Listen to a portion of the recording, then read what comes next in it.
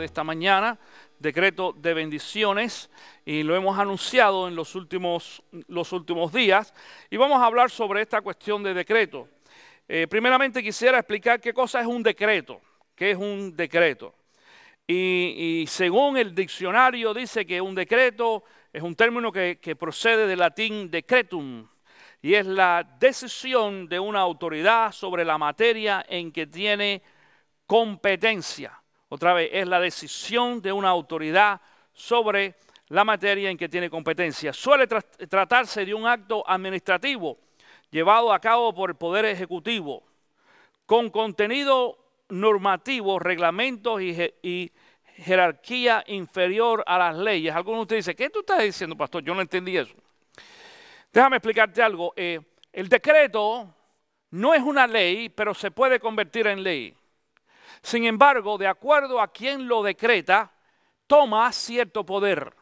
Claro, generalmente este es un tipo de término que nosotros utilizamos en la parte legal, en algunas ocasiones en la parte histórica también. Pero la Biblia habla de decretos. Y a lo mejor tú dices, en base a lo que yo he leído en esta mañana, pastor, pero nosotros ¿qué autoridad tenemos? Entonces, para establecer un decreto que se pueda convertir en una ley, el problema es de que Dios nos ha dado a nosotros autoridad. Número uno, nos ha dado autoridad sobre las cosas. Nos ha dado autoridad aún sobre las personas a ciertos niveles. Pero sobre todo nos ha dado autoridad sobre nosotros mismos. El gran problema de muchas personas es de que nosotros no ejercemos la autoridad que nosotros tenemos sobre nosotros mismos. Si de pronto Tito me hace algo a mí, me ofende, y me ofende fuerte, ¿qué es lo que tendemos a sentir o a hacer nosotros? ¿Qué tú sabes? ¿Y qué más? ¿Qué después? Un piñazo, claro, un piñazo, ¡pam! Y galletearlo, pero Dios me ha dado la autoridad a mí a controlar mi mano y decir, no, aguanta, tú no puedes hacer eso. ¿Entiendes esto? Esa es una autoridad que Dios me ha dado, es decir, un poder. Dios me ha dado el poder de autoridad sobre mí mismo. En Gálatas capítulo 5 nos dice de que nos habla de los frutos de la carne y nos habla del fruto uno del espíritu. Cuando el fruto está maduro, no muy maduro, aquellos de ustedes que no estuvieron aquí en la clase del pasado viernes a lo mejor, pues no, jueves, gracias, del pasado jueves, pues no estudió esto, pero hablamos el pasado jueves sobre la madurez, qué significa y cómo se desarrolla. Pero cuando yo soy un creyente maduro o estoy en un proceso de madurez, llega el momento en que nosotros aprendemos a controlarnos. Self-control en inglés o templanza, dicen algunos textos bíblicos en español. Esto es un poder que Dios nos ha dado, que nosotros vamos a desarrollar como creyentes según vayamos creciendo, según vayamos madurando, y entonces podemos controlarnos. Lo primero que hace falta controlar, ¿qué cosa es? La ira. Ay, qué muy bueno la lengua, sí, Luisa dijo lo mismo, la lengua. La ira, claro, la ira es lo que enciende la lengua, o sea, tú estás correcto, la ira es lo que enciende la lengua, sí. Sí, si llegamos a controlar la ira, podemos, pero hay veces que la lengua se nos va más allá que la ira. Hay veces que estamos airados y ya después que tú te calmas, todavía la lengua sigue. Entonces, esos son poderes que Dios nos da. Tenemos autoridad sobre nuestro cuerpo, tenemos autoridad sobre nuestra mente, sobre nuestra boca, sobre las cosas que pensamos. Acuérdate, la semana pasada hablamos de, ¿cómo se llamaba el mensaje o la enseñanza de la semana pasada? Mente renovada, año nuevo, mente renovada, ¿ok? Correcto. Entonces, como tenemos autoridad también sobre nuestros pensamientos, porque nosotros tenemos la decisión de pensar lo que nosotros queramos pensar. Si tú quieres pensar mal, curioso, cuando una persona decide pensar mal de otro, No importa qué tan buena sea la persona. ¿Entiendes? No importa qué tan bueno sea esta tercera persona piensa mal y piensa mal y piensa mal y piensa mal y este es un bandido, un sinvergüenza, un malo. Así es. Eso le pasó a Jesús. Claro, si a Jesús lo llevaron a la cruz de todas maneras, no importa lo bueno que era y santo, era Dios, era sin pecado. Sin embargo, había un grupo, un sector de gente que lo veía mal. Pero eso es una decisión de pensar. Ellos no pusieron en práctica la autoridad que Dios les dio sobre sus mentes de pensar diferente acerca de Jesús. Nosotros tenemos que hacer lo mismo, aprender a cómo manejar, cómo gobernar nuestro cuerpo, nuestra boca. Pero entonces en base a eso nosotros vamos a poder también ejercer autoridad sobre las cosas, ejercer autoridad cuando hablamos de las cosas, por ejemplo, autoridad sobre el dinero. ¿Cómo ejercemos autoridad sobre el dinero? ¿Cómo lo hacemos? No malgastándolo, correcto, no malgastándolo. ¿Por qué? Porque hay mucha gente que no se preocupa mucho en eso y si tienen una tarjeta de crédito, peor porque piensan en la tarjeta de crédito, es como algo mágico. Tú sabes, tú pásalo por ahí y se olvida de que es una deuda que tienes que pagar y ahora tienes que pagar con intereses y sí, no se paga sola y con penalidades. Entonces esa es una. Tú ves, tenemos que cuando hablamos, fíjate lo que hablamos, autoridad sobre nosotros mismos, autoridad sobre las cosas, en el dinero, en las cosas que nosotros tenemos, cómo nosotros cuidamos las cosas materiales que Dios nos dio. Hace unos días acá, entre algunos de las personas que estaban voluntarios ayudándonos y demás, yo le enseñaba a algunos de ellos cómo enrollar un cable correctamente, más que todo cables de audio y de video. A mí me enseñaron apropiadamente cómo hacerlo y ¿por qué lo hacemos así? Bueno, por la razón de que si lo hacemos incorrectamente se deterioran, se rompen. Y entonces eso cuesta dinero, cuesta. Y alguna gente dice, pero pastor, eso no cuesta mucho. Es cierto. Pero mira, poquito aquí y poquito aquí, poquito aquí, poquito aquí, a final de mes es mucho, se hace mucho.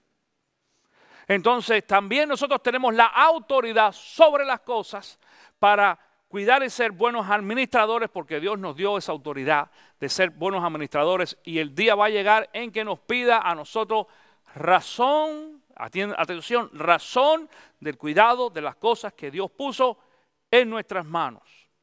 Pero también Dios nos ha dado autoridad sobre la gente, sobre las personas. ¿Tú tienes autoridad sobre quién? Claro, los hijos es el número uno, los hijos. Los papás, bueno, se supone que los papás tengan autoridad sobre los hijos. Porque algunos papás no lo hacen, no lo ejercen. Inclusive algunos hijos llega el momento en que tienen autoridad sobre sus padres. De acuerdo a la palabra de Dios, eventualmente, si tú eres adulto, eventualmente tu hijo o tu hija va a tener autoridad sobre ti. Y tú debes de tener alguna autoridad sobre mamá y papá. ¿Por qué? Por la cuestión de la edad. Esa es la explicación de la Biblia. Porque las personas mayores llegan a un momento en que en muchas ocasiones no pueden tomar ciertas decisiones como los niños y necesitan entonces de que una persona más joven pueda tomar autoridad sobre esa persona mayor y en algunas ocasiones hasta te tienen que vestir. Cristo se lo dijo a Pedro, ¿te acuerdas? Cuando llamó a Pedro allí en la playa, lo llamó por segunda vez. Él le dijo, ahora tú te vistes y vas donde quieras, pero el día va a llegar en que tú sabes, te tengan que vestir y te digan dónde es, dónde vas a ir. Claro, esta es una frase con un significado doble porque dice la palabra de que Jesús le estaba tratando de explicar a Pedro cómo iba a morir, pero en realidad es una frase metafórica porque es en realidad lo que va a pasar entre nosotros, de que eventualmente según nos ponemos viejos y lleguemos a una edad muy avanzada, pues alguien va a tener otra vez autoridad sobre nosotros. Ahora, este gobierno o cualquiera tiene autoridad sobre nosotros también, tú lo sabes. Nos vamos a dar cuenta que la autoridad y el poder de autoridad que Dios nos ha dado es de ambos lados. Nosotros tenemos autoridad sobre cosas y gentes y nosotros mismos, pero también hay personas que también tienen autoridad sobre nosotros. En algunas ocasiones cosas no debería ser así. En realidad los únicos que deberían tener autoridad sobre nosotros es Dios, número uno, porque lo tiene. Y número dos, otras personas de acuerdo a órdenes sociales además de Dios. En orden social, por ejemplo, el trabajo, el gobierno, el jefe, el pastor. Alguna gente, no, el pastor no. Ok, bueno, la palabra habla de eso también. Yo no tengo autoridad sobre ti en tu casa, pero sí en la iglesia, sí en la vida espiritual. En tu casa tú haces lo que tú quieras. Pero esto es una enseñanza bíblica. ¿Por qué hablamos de esto, pastor, de autoridad? Si tú dijiste que íbamos a hablar de decretos de bendición. Para nosotros poder entender cómo es que entonces vamos a poder obtener o recibir esas bendiciones. ¿Por qué? Porque el decreto, cuando hablamos del decreto, es una declaración, es un documento que uno normalmente escribe. Y digo escribe porque al final del servicio yo voy a compartir este decreto con cada uno de ustedes. Es un decreto, es algo que uno escribe. Y lo que tú escribes, entonces empiezas a ponerlo en práctica. Escucha bien, yo hace mucho tiempo aprendí que lo que no se escribe, no se hace. Apúntalo en tus notas. Lo que no se escribe, no se hace. Cuando tú tienes un plan, escríbelo, escríbelo. ¿A ti no te ha pasado, por ejemplo, y más que todo aquellos de nosotros que ya, pues los años van pasando y hay veces que no nos damos cuenta lo rápido que van pasando los años y de pronto tú vas manejando y te acordaste, ay, tengo que hacer esto.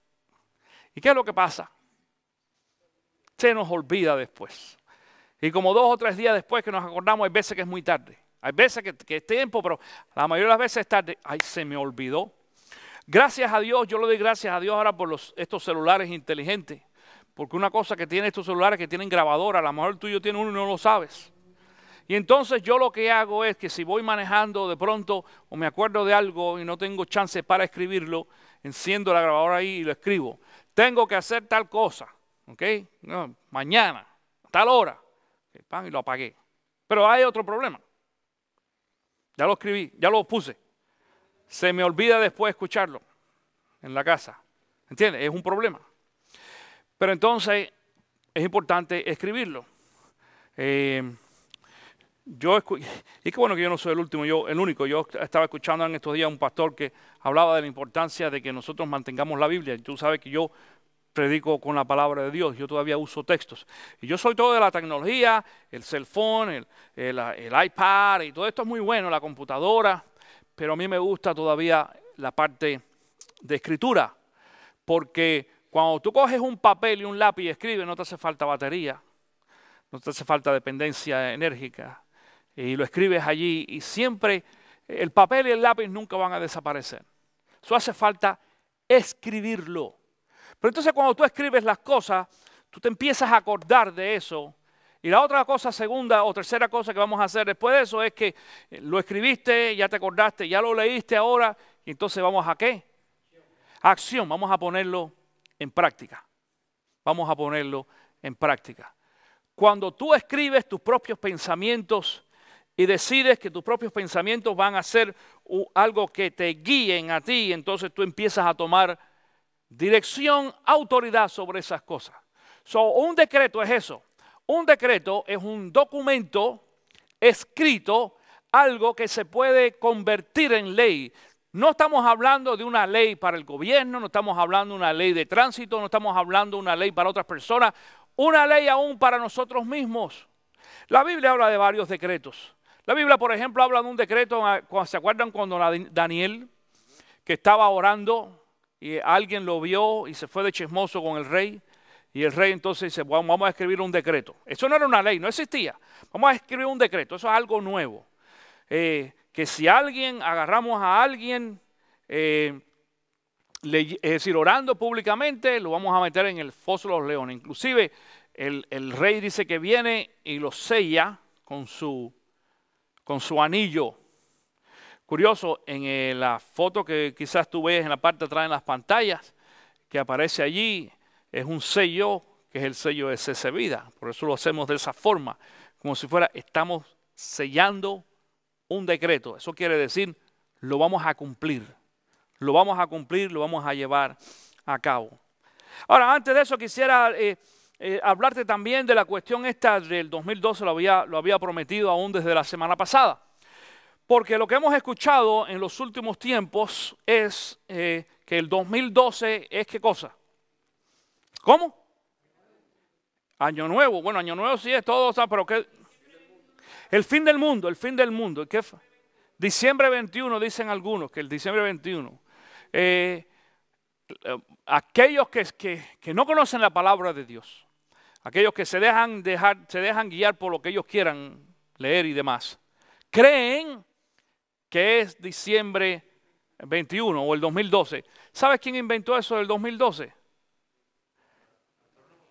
No, los mayas. ¿Quién dijo los mayas? Los mayas, muy bueno. Los mayas. Los mayas inventaron eso. De acuerdo a la enseñanza de ellos, si tú no sabes por qué, déjame explicarte por qué lo hicieron. Los mayas en el área de todo lo que es México,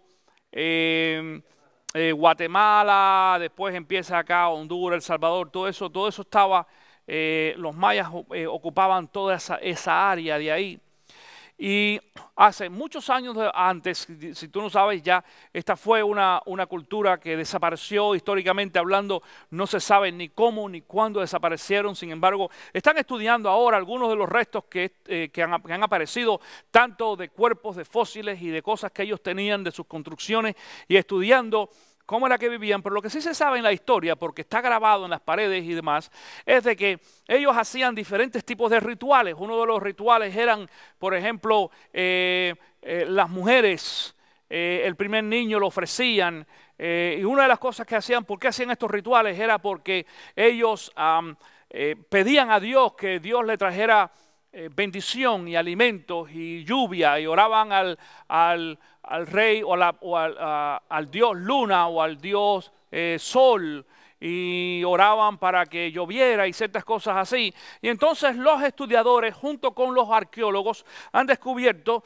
de que los mayas, a través de aquellos años en su cultura, pues trataban de hacer diferentes tipos de sacrificios para poder recibir el beneficio de Dios, de parte de Dios. Una de las grandes cosas que pasó es que se descubrió es de que hay un área en México, en el sur de México, donde estaban, los mayas estaban concentrados allí, y llegó el momento en que aquel lugar ellos pedían oración y sacrificios para que lloviera, y empezaron inclusive a sacrificar a los niños pequeñitos. Ya no importa si eran varón o hembra, había que sacrificarlos para pedirle a su Dios que orara y demás. Y como no llovió, entonces ellos abandonaron y se fueron de aquel lugar.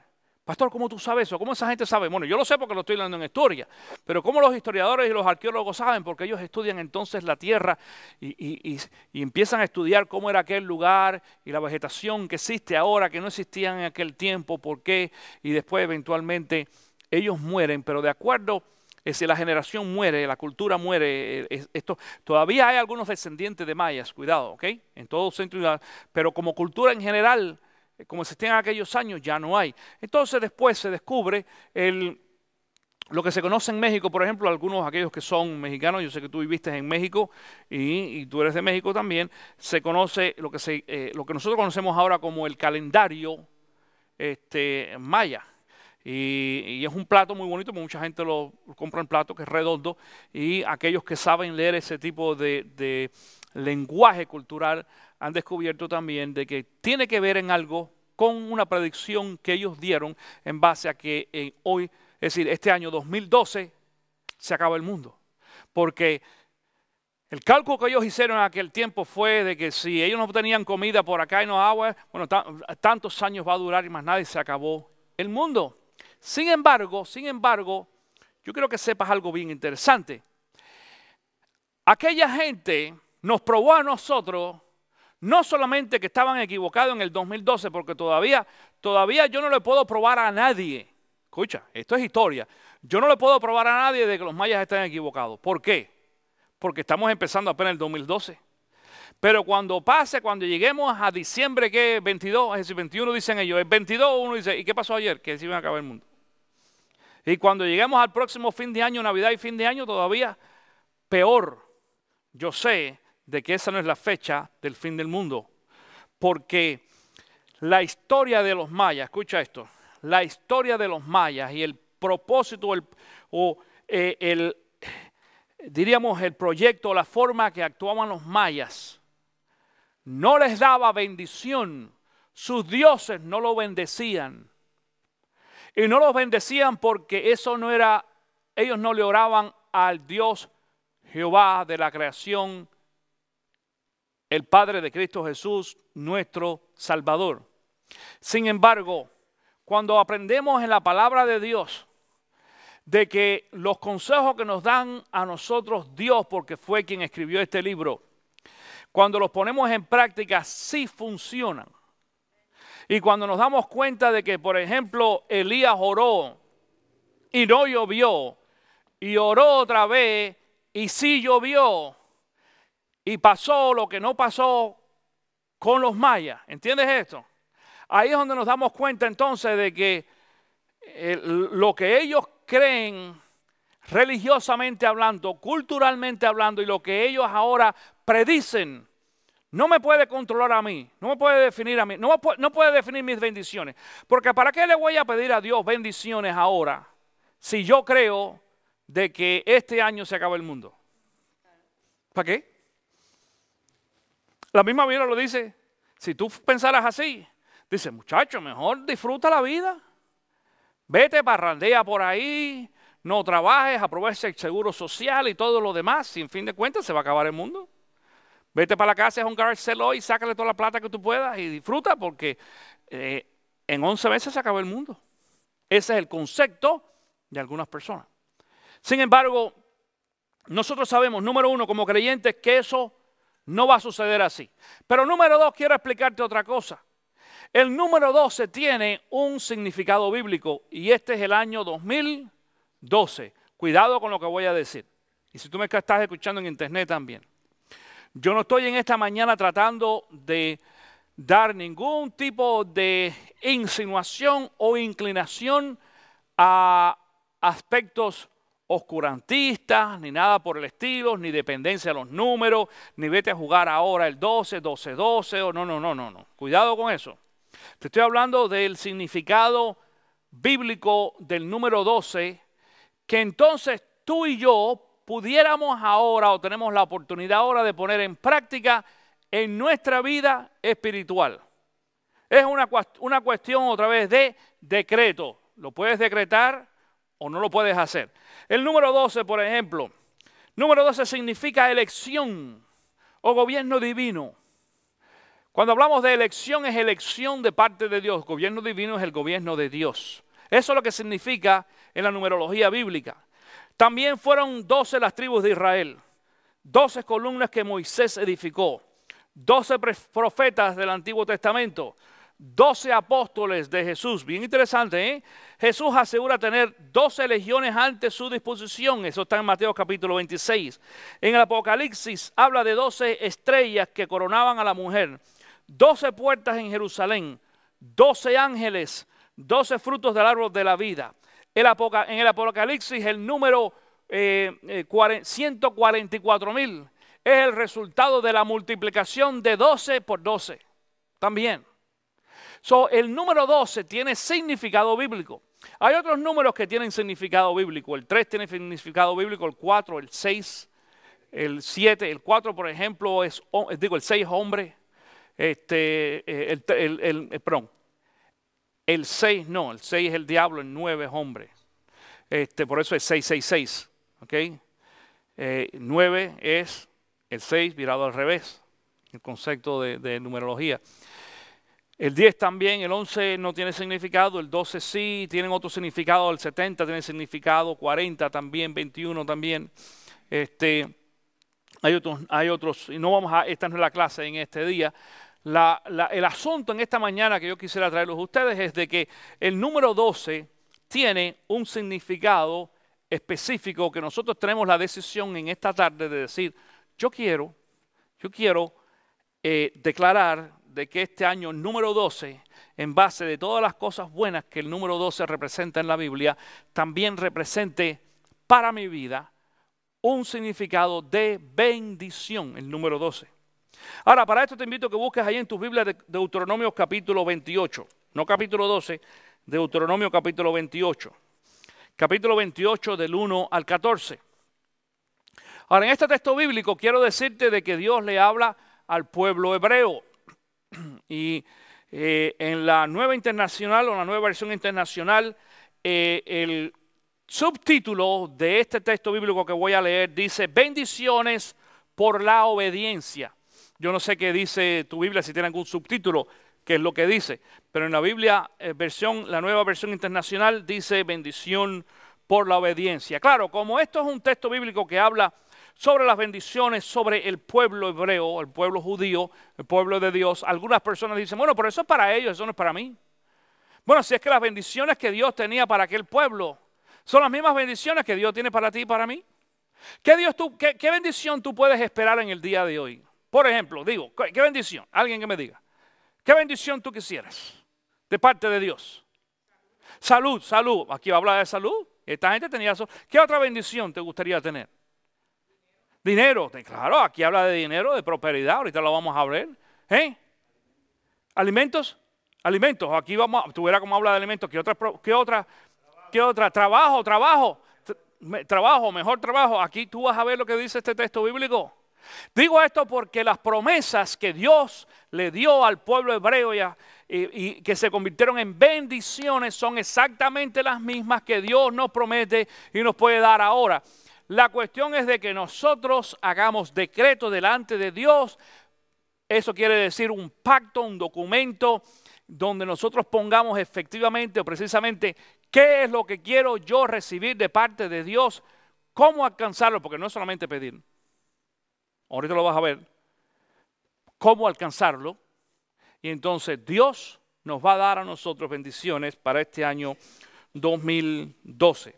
Dice, comenzando en el versículo 1, espero que tú tengas allí tu Biblia, Deuteronomio capítulo 28, comenzando en el versículo 1, dice así: si realmente escuchas al Señor tu Dios y cumples fielmente todos estos mandamientos que hoy te ordeno, el Señor tu Dios te pondrá por encima de todas las naciones de la tierra.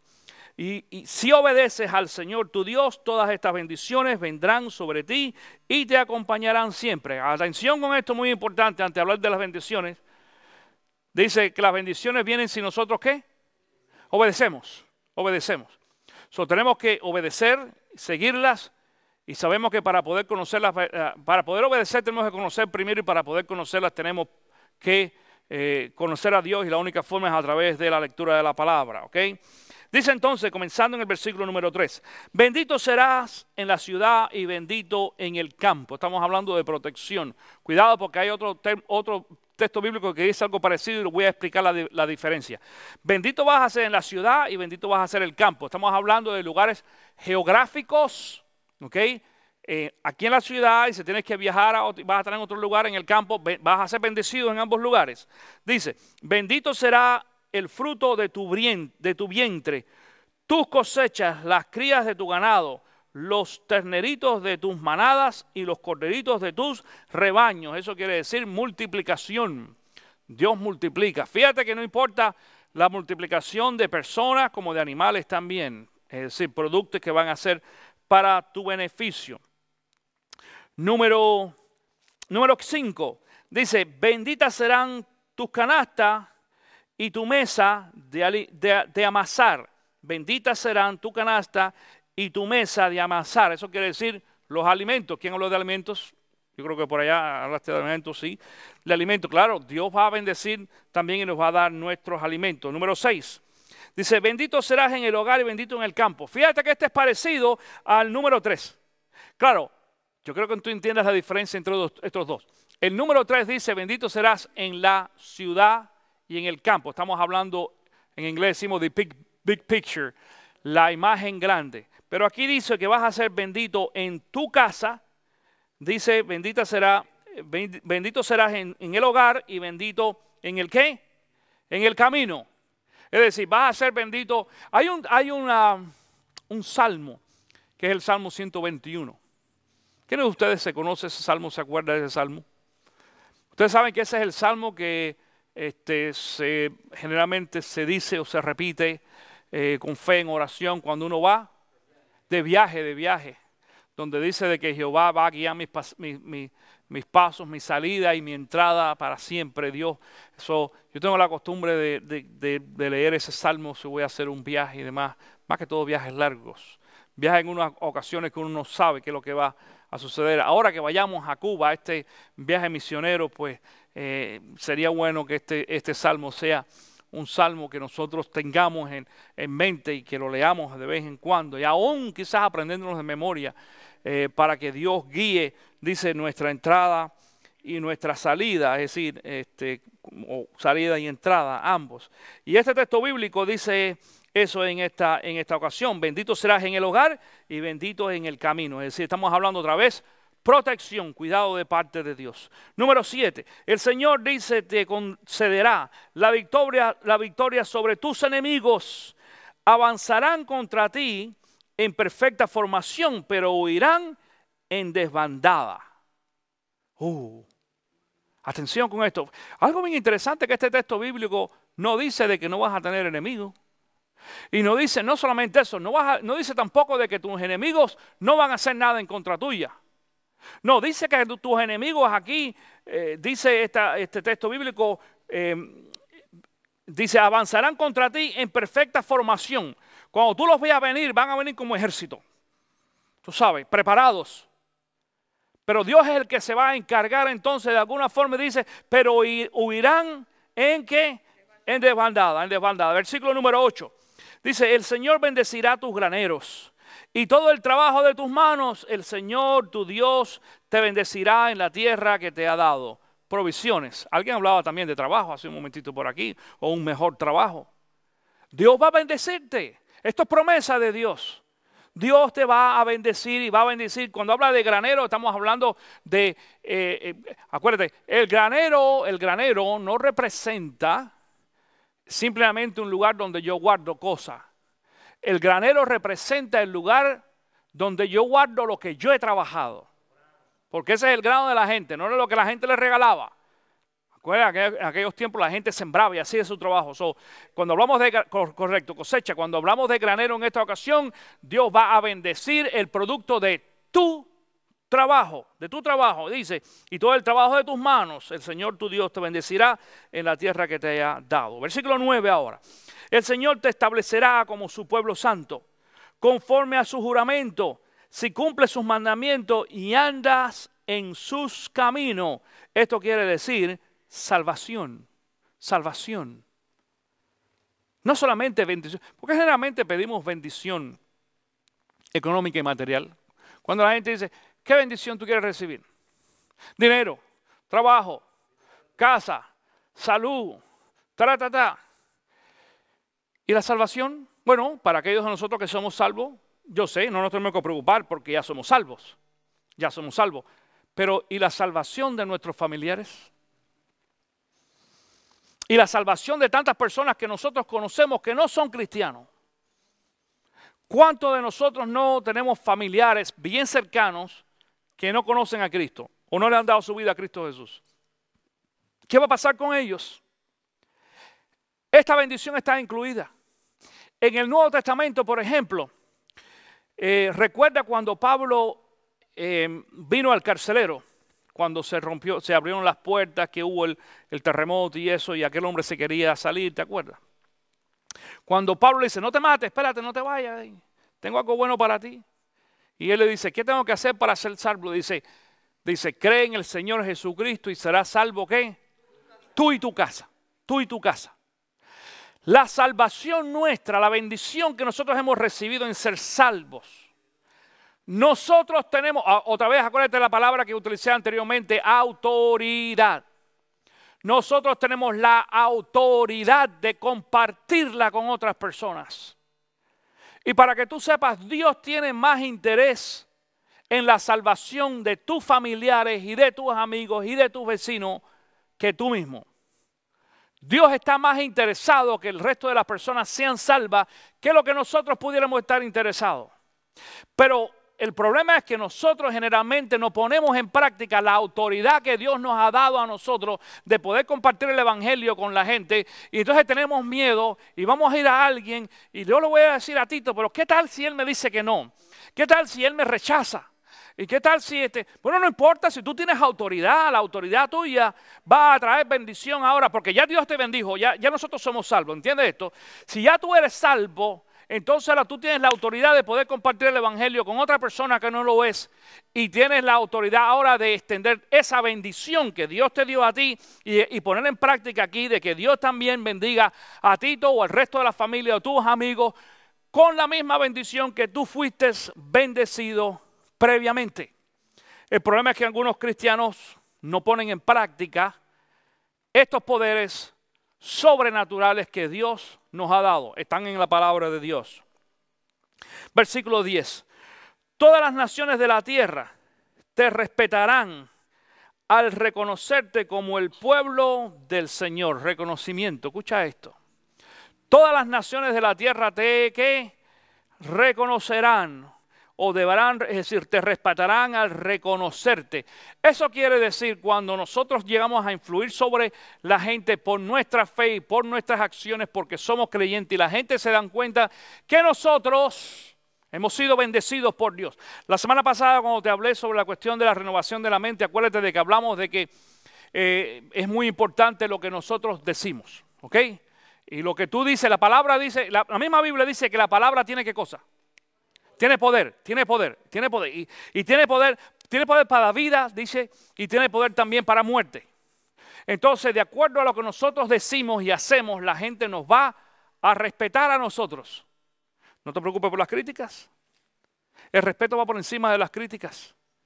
Es más, las críticas son públicas, el respeto es privado.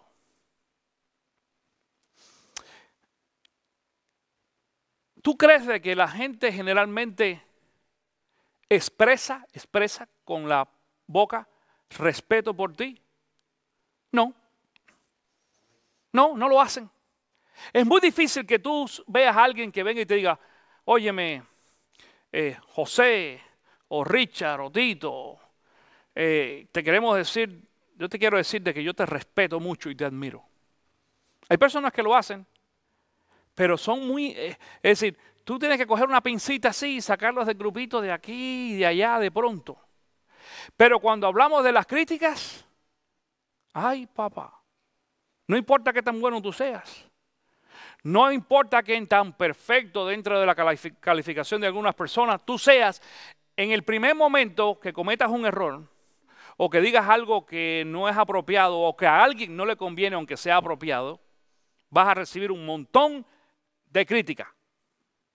Pero el reconocimiento y el respeto de esa gente, aún, escucha, una de las razones por las cuales nosotros tenemos enemigos es por el respeto.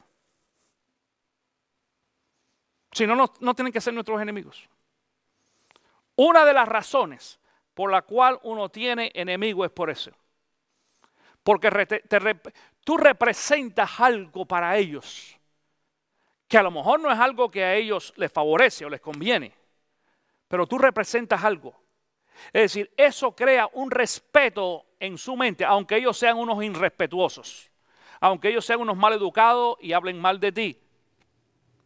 Y tú verás lo que vamos a hablar un poquito más adelante sobre eso. Pero por eso dice aquí este texto, versículo 10 otra vez, todas las naciones de la tierra te respetarán al reconocerte como el pueblo del Señor. No es por las cosas que yo pueda hacer o por quien yo soy, es por quien yo represento. Es por quien está detrás de mí. Dice la palabra, todo lo puedo en Cristo, que me fortalece. No es cuestión mía. It's not about me, como dice en inglés. No es cuestión mía, es cuestión de Dios. Es cuestión de Dios. Si nosotros podemos representar la imagen de Dios, vamos a recibir reconocimiento. Versículo 11. El Señor te concederá abundancia de bienes, multiplicará tus hijos, tu ganado y tus cosechas en la tierra que a tus antepasados juró que te daría. Prosperidad. Prosperidad. Yo creo en la prosperidad. No creo en la doctrina de la prosperidad, o la teología, perdón, en la teología de la prosperidad. Pero creo en la prosperidad, creo que Dios nos prospera y nos ha prosperado a todos. La Biblia no dice que nos va a prosperar a todos iguales, no hay ningún momento, en ninguna ocasión que diga eso. Hay medidas de prosperidad, Hay muchos textos bíblicos que hablan de diferentes tipos de medidas de prosperidad. Y todos nosotros vamos a ser prosperados en diferentes medidas, pero hay prosperidad. La gente, algunas personas piensan que prosperidad es tener un Mercedes-Benz. Otros piensan que prosperidad quizás sería tener cuentas de banco o una casa muy grande o suficiente dinero guardado. ¿Cómo decías tú? Una mansión, correcto. Pero prosperidad es mucho más que eso. Y después de todo, después que tengamos todo eso, uno dice, ¿y qué más? ¿Y ahora qué hago con todo esto? ¿Y qué más voy a hacer? Prosperidad es mucho más que este tipo de cosas que nosotros pensamos que solamente lo medimos a lo material. Número 12.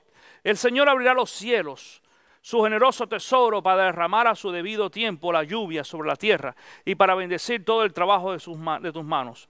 Tú les prestarás a muchas naciones, pero no tomarás prestado de nadie. Hay mucha más prosperidad. Ahora, déjame decirte algo en esta ocasión. Mira lo que dice. El Señor abrirá los cielos, tu generoso tesoro, para derramar a su debido tiempo la lluvia sobre la tierra y para bendecir todo el trabajo de tus manos. Tú le prestarás a muchas naciones, pero no tomarás prestado a nadie. Algunas personas piensan de que este tipo de prosperidad es la prosperidad para darse uno, para echarse de yo tengo para prestar. Porque mucha gente, no, porque la Biblia dice de que yo tengo para prestar, que yo voy a prestar y a mí no me van a prestar. Qué bueno que tú tengas para prestar y todos queremos hacer eso. Yo sé, alguna gente dice, oye, la Biblia dice que es mejor dar que recibir, pero en realidad eso no es cierto. Porque mucha gente prefiere, eso es lo que algunas personas piensan. Algunas personas piensan, esto no es cierto porque a mí me gusta más recibir. Claro, el sentido egoísta de la gente les hace sentir que es más sabroso recibir que dar. Espérate, no te pases de espiritual hoy, no te pases. No te pases de espiritual porque yo sé que es así. Yo lo he sentido y tú también. Si tú sabes que cuando llega, por ejemplo, Navidad, fin de año, que hace unas par de semanas pasó, a la hora de preparar los regalos y demás, qué sabroso es recibir un regalo. Y en muchas ocasiones hay gente que se preocupa más de lo que van a recibir que lo que van a dar. Es más, hay algunos que esperan a ver qué es lo que van a recibir para medir qué es lo que le van a dar a la persona. ¿No te ha pasado? Alguna gente que viene y compra un regalito para y este vino y le regaló una tarjetita con un caramelo y dice, yo le tenía una cajita así. Le dice, ay hermano, regresa la que yo te tengo un regalito a ti. Y se meten al closet a encontrar lo más chipi, lo más chiquitico, el regalito bueno que le habían comprado. Y yo, no, si usted me regaló nada más que una tarjeta y un caramelo, ¿cómo le voy a regalar yo esta caja? Esto lo dejo para otro que me dio un buen regalo. Y vienen con lo más mísero, mire, yo también tengo un regalito para ti. Y entonces, como son muy espirituales y demás, dicen, tú sabes, hermano, que no es el regalo, es la acción. Sentimiento. Las Navidades, feliz Navidad, te quiero mucho y todo lo demás. Pero en algunas ocasiones es necesario aprender a dar sin recibir. Y eso es lo que trata de decir este texto bíblico. Es mejor dar que recibir. Cuando yo tengo que recibir es porque yo tengo necesidad. Cuando yo puedo dar sin recibir es porque Dios me ha bendecido. Y eso es lo que dice aquí este texto bíblico. Dice, tú vas a dar, tú vas a prestar. No vas a tener que pedir prestado. Aguante aquí. Porque esta palabra dice prestar. ¿Sabe lo que quiere decir prestar? Cuando acabes me lo regresas. Porque aquí, cuando Dios nos prospera a nosotros económicamente, establece principios de administración y de cuidado. Se llama en inglés stewardship. Muchas personas piensan que regalar es la solución. No lo es. No siempre. Hay cosas que no se pueden regalar. Hay cosas que tú regalándoselo a otras personas no lo bendices. Préstaselo. Porque después, si tú lo recuperas otra vez, se lo puedes prestar a alguien más y vas a bendecir otro. Yo tengo una bicicleta, Tito no tiene carro y yo le voy a arreglar la bicicleta a Tito. Y después Tito se compra un carro y coge la bicicleta y la pone en el patio y se oxida y 6 meses después o menos lo echa a la basura porque ya no sirve. O la vende, dice, la vende. Claro, este es más inteligente. Él la vende. Ajá. Me estoy dando a entender esta mañana lo que trato de decir. Pero si yo le digo a Tito, mira Tito, yo te la puedo regalar, pero yo aprendo aquí que te la voy a prestar. Tú úsala, que sea de bendición, hasta que tú puedas comprar una o tú puedas comprar tu carro y tú me regresas la bicicleta otra vez y ahora se la voy a prestar a Luisito o a José si no tiene carro y voy a bendecir más de una persona. ¿Entiendes lo que quiere decir? Hay veces que otra vez esa espiritualidad de regalo, hay algunas cosas que son regaladas, otras no. No hagas como aquel hombre que yo le regalé una vez algo y después me lo quería vender a mí. Yo creo que yo te conté hace algún tiempo eso. Yo hice un regalo, sí, y el hombre se lo olvidó que yo fui quien se lo regalé. Y entonces al revés venía, pastor, te voy a vender esto. Y digo, ay, mi hermanito, pero si eso te lo regalé yo, ¿cómo? ¿Tú? ¿No te acuerdas que yo te lo regalé tal día y hasta con el nombre mío y todo? Digo, ¿qué? Que me presta la camioneta. Cuidado, cuidado. Número 13. Uy, este es muy importante. Escucha esto. El Señor te pondrá a la cabeza, nunca en la cola. Y tú sabes lo que en muchas ocasiones algunas personas piensan aquí. Yo soy cabeza. Eso es muy...